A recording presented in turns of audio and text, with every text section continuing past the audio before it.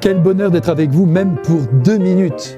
À la question « Quelle est la plus belle preuve d'amour que l'on peut offrir à son prochain ?», je réponds que c'est l'amour lui-même. Mais attention, quand il dépasse les bornes. C'est le poète Pierre Reverdy qui a jeté dans nos esprits cette fameuse pensée « Il n'y a pas d'amour, il n'y a que des preuves d'amour ». Et c'est bien vrai, l'amour se prouve, l'amour se montre. S'il se cache, il meurt. Ou plutôt, il n'a jamais existé. Il n'y a rien de plus concret que l'amour. Cependant, il a de multiples visages et jamais de masque.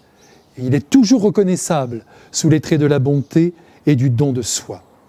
Ne parlons donc plus d'amour, mais d'actes aimants. Ce serait plus juste. Et ces actes aimants, nous pouvons les vivre sur chaque seconde, sous la forme de gestes généreux, de paroles bienveillantes, de regards doux et empathiques. Autant de preuves d'amour.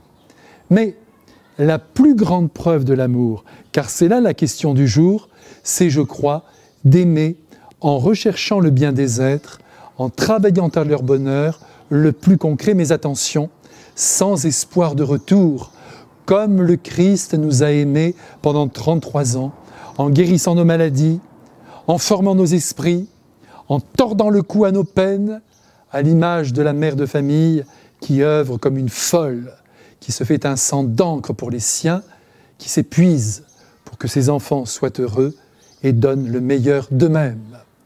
Sur ce point, l'Évangile est formel. Il n'y a pas de plus grand amour, donc il n'y a pas de plus grande preuve d'amour que de donner sa vie pour ceux qu'on aime.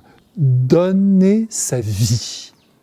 Comme Maximilien Kolbe au camp d'Auschwitz, qui voulut mourir à la place d'un père de famille condamné à mort, comme le colonel Beltrame dans le supermarché de Trèbes, comme tous les torturés de l'histoire, qui ont préféré souffrir le martyre plutôt que de dénoncer leurs camarades. Mais ici, ne nous égarons pas. Au-delà de ces gestes héroïques, il y a bien des preuves d'amour que nous pouvons offrir chaque jour, notamment sous le signe de la compréhension, de la patience et du pardon au sein du couple, de la famille, mais aussi dans nos milieux professionnels.